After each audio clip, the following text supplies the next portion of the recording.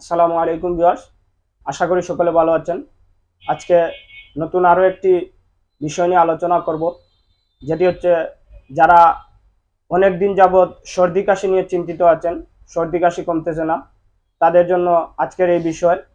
একটু কষ্ট করলেই আপনার সর্দি কাশিটি কমে যাবে। এটি নিজেই আপনি ঘরে তৈরি করতে পারবেন। আমি বলে দিচ্ছি আপনি কিভাবে ওষুধটি তৈরি করবেন, এবং দিনে 2 বার খেলে আপনার এই সর্দি কাশি চিরতরে চলে যাবে ইনশাল্লাহ। চলুন আমরা জেনে নেই যে কিভাবে আপনি ওষুধটি তৈরি করবেন।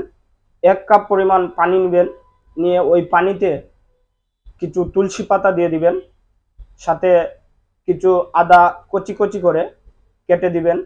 দিয়ে এই 1 কাপ পানি আপনি ফুটাতে থাকবেন। যতক্ষণ না পর্যন্ত পানি ফুটে অর্ধেক না হয়ে আসছে ততক্ষণ পর্যন্ত আপনি ফুটাতে থাকবেন।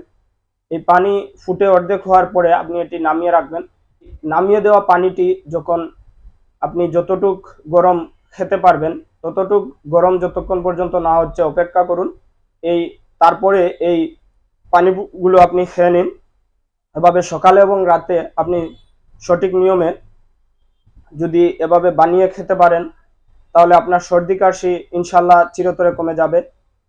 যদি ভিডিওটি ভালো লেগে থাকে অবশ্যই লাইক শেয়ার করবেন, সাবস্ক্রাইব করে বেল আইকনটি দিয়ে রাখবেন। কমেন্টের মাধ্যমে আপনার কোনো কিছু জানার থাকলে অবশ্যই জানাবেন। এই আশাবাদ ব্যক্ত রেখে আজকের মতো এই পর্যন্তই। দেখা হবে আবার অন্য কোনো টপিকস নিয়ে।